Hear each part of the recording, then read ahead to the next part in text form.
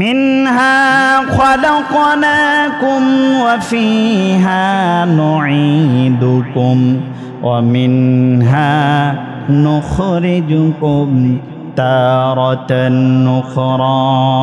আল্লাহু আকবার। আল্লাহ কি বলছেন? আপনারা দোয়াটা পারেন না? কবরস্থানে গেলে মাটিতে যখন দাফন করেন তখন কি দোয়া পড়েন? সকলে আবার আমার সাথে তেলাওয়াত করুন। মিনহা খালাকনাকুম ওয়া ফিহা নুঈদুকুম ওয়া মিনহা নুখরিজুকুম তারাতান নুখরা। আল্লাহু আকবার। এই দোয়াটা আমরা কবরস্থানে যখন মাটি দেই তখন এই দোয়াটা পড়ি না? এখানে আল্লাহ পাক ইঙ্গিত দিচ্ছেন তোমাদের কোনো অস্তিত্বই ছিল না। তোমাদের পূর্বপুরুষ আদম আলাইহিস সালাম, যাকে আমি সরাসরি মাটি থেকে সৃষ্টি করেছি, সেই আদম থেকে তোমাদের আজ পর্যন্ত প্রবাহ, তোমরা আজ পর্যন্ত আছো, তোমাদের বংশ পরম্পরা আজ পর্যন্ত আছে, কিয়ামত পর্যন্ত তোমাদের মতো এরকম ভাবে সিলসিলা জারি থাকবে। সবার পূর্বপুরুষ আদম আলাইহিস সালাম, তাকে সরাসরি মাটি থেকে সৃষ্টি করা হয়েছে। ঠিক তদ্রূপ ভাবে সেই মাটিতে তাকে দাফন করা হয়েছে, শোয়ানো হয়েছে। ঠিক তোমরাও তোমাদের পূর্বপুরুষের মতো এই কবরস্থানে এই মাটিতে শুতে হবে। আল্লাহু আকবার বলেন। এই মাটির ঘর কবর, যেই কবরের মধ্যে নাই বিছানা, যেই কবরের মধ্যে নাই বাতি, একটু চোখটা বন্ধ করেন, চিন্তা করে দেখেন, আপনি কবরের মধ্যে শুয়ে আছেন, উপরে বাঁশের ছানি দিয়ে মাটি দিয়ে আপনাকে চাপা দিয়ে রাখছে, আপনি হাউমাউ করছেন, আওয়াজ বাহির থেকে কেউ শুনছে না, আপনি অনেক কান্না করছেন। আপনি একটু চিন্তা করে দেখেন, আমরা মুখে যদি একটু কষ্টিপ মেরে হাত পাগুলো বেঁধে ফালাই রাখে, আমাকে কষ্ট দেয়, বাঁচার জন্য তো আমি হাউমাউ করার চেষ্টা করব, ছোটার চেষ্টা করব, করব না? করব। আমাকে ঠিক কবরের মধ্যে শোয়াই দেওয়ার পরে আমাকে যখন কষ্ট দিবে, আয় হায় হায়। বুখারীর বর্ণনা, রাসূল করিম সাল্লাল্লাহু আলাইহি ওয়াসাল্লাম বলেন, যখন একজন ব্যক্তি ইন্তেকাল করেন, তাকে যখন এই কবরের মধ্যে আমরা যেই ধুলনা পালকি করে কবরের মধ্যে নেওয়ার জন্য রওনা হই, নেককার ব্যক্তি হলে বলে, তোমরা কেন দেরি করছো, আমাকে তাড়াতাড়ি আমার কবরে শোয়াই দাও। সুবহানাল্লাহ বলবেন না? আর বদকার ব্যক্তি হলে হাউমাউ করে চিল্লাপাল্লা করবে, কান্নাকাটি করবে, তোমরা আমাকে কোথায় নিয়ে যাচ্ছ? এই আমার ছেলে, এই আমার মেয়ে, তোমরা আমাকে চিরদিনের জন্য বিদায় দিয়ে দিচ্ছ। কোথায় নিয়ে যাচ্ছে তারা? আমাকে নিয়ে যাচ্ছে কোথায়? এ ভাই, যেই ভাইয়ের জন্য তুমি ছোট ছিলা, বাবা মা মারা গেছে, আমি তোমাকে বুকে পিটি করে লালন পালন করেছি। এই ছেলে, এই সন্তান, তোমাদেরকে আমি বুকে পিটে করে লালন পালন করেছি, আজকে কোথায় নিয়ে যাচ্ছ তোমরা আমাকে? হাউমাউ করে চিল্লাপাল্লা করবে।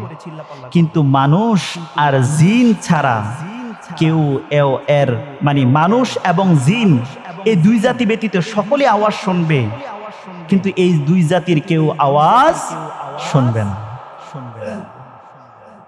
কবরের মধ্যে যখন আপনাকে আমাকে শুয়ায়া দেওয়া হবে, আয় হায় হায় হায়, চিন্তা করছেন? কবরে যে থাকবেন, কবরে যে শুইবেন, সে কবরের জন্য কি প্রস্তুত করছেন? একটু চিন্তা করছেন? কবরে যে শুইবেন, কবরের উপরে বাঁশের ছানি দিয়া মাটি চাপা দিয়ে চলে আসবে, কোনো আলো দেখা যাবে না, কিচ্ছু দেখা যাবে না, অন্ধকার আর অন্ধকার।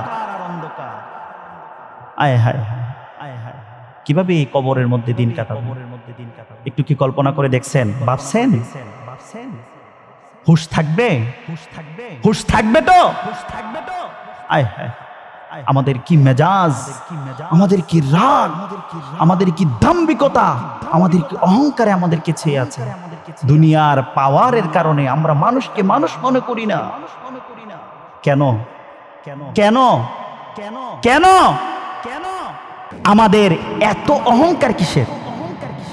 আমাদের বংশ বড়, আমার ছেলে আল্লাহ দিলে 7 জন আছে, আমার মহল্লার মধ্যে মোটামুটি আমি একজন প্রভাবশালী ব্যক্তি, আমার টাকা পয়সার অভাব নাই, লাঠির অভাব নাই, কবরে ওই লাঠি দিয়ে টিকানো যাবে? যে 7 ছেলে নিয়ে আপনি গর্ব করেন, ওই 7 ছেলে আপনাকে কান্না করতে করতে নিয়ে কবরে দিয়ে আসবে।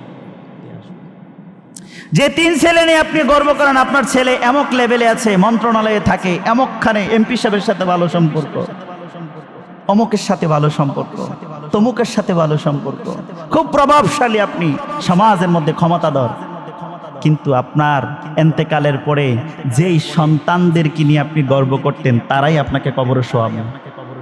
বলবে বাবার লাশটা বেশিক্ষণ রাখিও না, মৃত্যুর জন্য কষ্ট হয়, তাড়াতাড়ি শোয়ানোর ব্যবস্থা।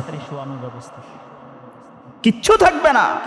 মনটাকে নরম করেন, মনটাকে নরম করেন, দিলটাকে নরম করেন, কারো প্রতি হাইপার হবেন না। আপনি জানেন না, এজন্য বুজুর্গানে দিন বলতেন, আমি মনে করি আমার চাইতে রিক্সাওয়ালা শ্রেষ্ঠ। কেন? কেন?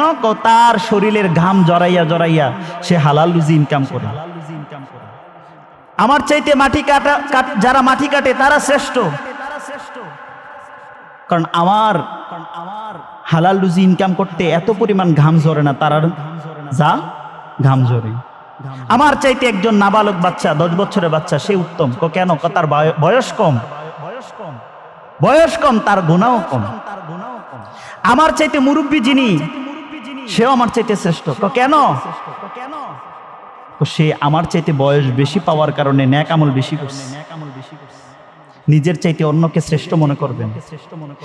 আমার আপনি মনে করবেন আমি সবচেয়ে দুর্বল, আমি সবচেয়ে ছোট, আমি সবচেয়ে ছোট, আর বাকিরা আমার চাইতে শ্রেষ্ঠ।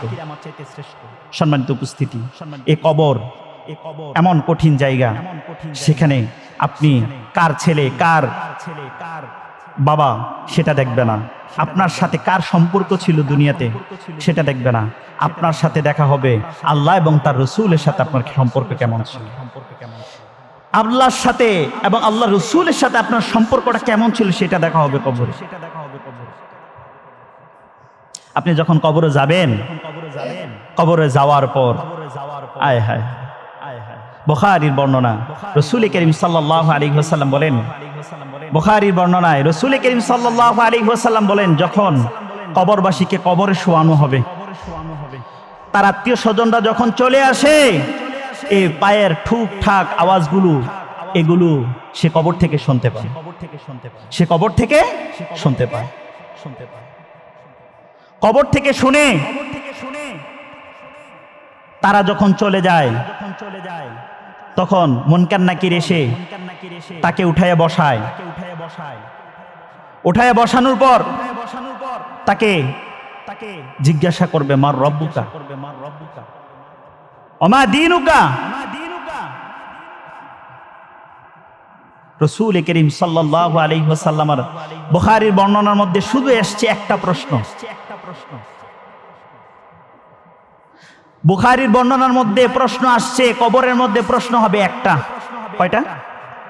কথা বলেন না, কয়টা? মুসনাদ আহমদ ইবনে হাম্বলের মধ্যে আসছে 3টা। বুখারীর মধ্যে আসছে কয়টা? একটা। সে একটা প্রশ্ন কি জানেন? জিজ্ঞাসা করা হবে, তুমি রসুলের ব্যাপারে কি বলতা? সুবহানাল্লাহ বলেন। কি বলতা? রসুলের ব্যাপারে দুনিয়াতে কি বলতা? আজকে যারা মসজিদের মিম্বরে দাঁড়িয়ে দাঁড়িয়ে মাহফিলের স্টেজের মধ্যে বসে বসে বলে, রসুল আমার মতো আপনার মতো দুষে গুণে, নাউজুবিল্লাহ বলবেন না? যারা বলে রসুলের গুনাহ আছে, যারা বলে রসুল উম্মি অর্থাৎ নিরক্ষর ছিল, তিনি পড়তে জানেন না, লিখতে জানেন না, নাউজুবিল্লাহ বলেন। রসুলের ব্যাপারে বাজে বাজে শব্দ চয়ন করতেন। ওই দিন কবরের মধ্যে জিজ্ঞাসা করা হবে, তুমি ওনাকে চিনো কিনা? এই ধরনের প্রশ্ন নয়, জিজ্ঞাসা করা হবে, তুমি ওনার ব্যাপারে কি বলতা? কি বলতা? এই লোক, এই যে রসুলের ব্যাপারে দেখানো হবে, ওনার ব্যাপারে তুমি কি বলতা? যদি ইমানদার হয় সে বলবে, যারা বিরোধিতা করতো আমি তার প্রতিবাদ করতাম। আল্লাহু আকবার। যারা রসুলের শান খাটো করে কথা বলতো আমি তার বিরোধিতা করতাম। জমিনের মধ্যে আমি রাসূলুল্লাহ সাল্লাল্লাহু আলাইহি ওয়াসাল্লামের শান ও আজমত রিসালাতের উচ্চ আওয়াজ নিয়ে আমি রিসালাতের শান মান বুলন্দ করার লক্ষ্যে কথা বলতাম।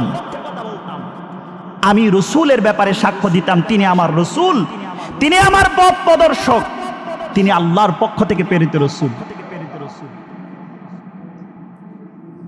একজন ইমানদারের উত্তর হবে এমন। আর যারা সুন্দর চেহারা নিয়ে মিষ্টি মিষ্টি ভাষায় বলতেন রসুল তো পড়তে জানতেন না, রসুল তো লিখতে জানতেন না, রসুল তো ওনারও তো ভুল হয় গুনাহ হয়, নাউজুবিল্লাহ বলবেন না? এটা সলিমউদ্দিন আর কলিমউদ্দিন নয়, যেই রসুলের উসিলায় আল্লাহ তাআলা আসমান জমিন আরশ কুরসি লৌহ কলম সবকিছু সৃষ্টি করেছেন, তিনি হলেন মুহাম্মাদুর রাসূলুল্লাহ। একবার আওয়াজ করে বলেন ইয়া রাসূলুল্লাহ। সেই রসুলের ব্যাপারে জিজ্ঞাসা করা হবে, কবরে জিজ্ঞাসা করা হবে। আমার কথায় যদি সন্দেহ থাকে আমি আবারও বলছি বুখারীর বর্ণনাটা দেখে নেবেন। যদি হাদিস নাম্বার লাগে আমি আঙ্গুল দিয়ে দেখিয়ে দিব, বাংলা চেয়ে চেয়ে পড়ে নেবেন, বাংলা চেয়ে চেয়ে পড়ে নেবেন। জিজ্ঞাসা করা হবে এই রসুলের ব্যাপারে তুমি কি বলতা? তখন সে বলবে আমি ওই মৌলবীর থেকে শুনে শুনে বলছি, আমি তো জানতাম না, আমি তো পড়াশোনা ছিল না, ধর্মীয় ব্যাপারে জ্ঞান ছিল না, আমার তো দিনের ব্যাপারে জ্ঞান ছিল না। তখন বলবে আমি তো ওয়াজ শুনতাম, ওই শায়েক থেকে শুনে শুনে আমিও বলে দিতাম, কিন্তু শায়েক যে ব্রেন ওয়াশ করে দিছে সেটা তার খেয়াল নাই, লক্ষ্য নাই। মনে রাখবেন আপনি আমার কথাও যদি আমার কথা আজকে আমি আপনার মেম্বার থেকে বলছি, আমার কথা বিশ্বাস করতে হবে কোনো আপনার দরকার নাই। আপনি আমার কথাকে যাচাই করবেন, বাছাই করবেন, সত্য হলে বিশ্বাস করবেন, না হলে আমার কথাগুলো পুকুরের মধ্যে ফেলে দেন, আমার কোনো যায় আসে না। আপনি মানতে হবে আমার কোনো কথা নয়, আমার কথা আপনার মানার দরকার নাই। যদি সত্য মনে হয় তাহলে মানুন, যাচাই করুন, বাছাই করুন। যদি আমাকে মনে হয় যে আমি মিথ্যা প্রমাণিত হয়, কমিটির সাথে কথা বলে হুজুরকে বিদায় করুন, আমার কোনো অসুবিধা নাই। কিন্তু আল্লাহর রসুলের ব্যাপারে আমাদের ঈমান ইয়াকিন থাকতে হবে সর্বোচ্চ লেভেলের। আল্লাহ তাআলা আমাদের ঈমান এবং আমলকে হেফাজত করুন, সকলে বলেন আল্লাহুম্মা আমিন।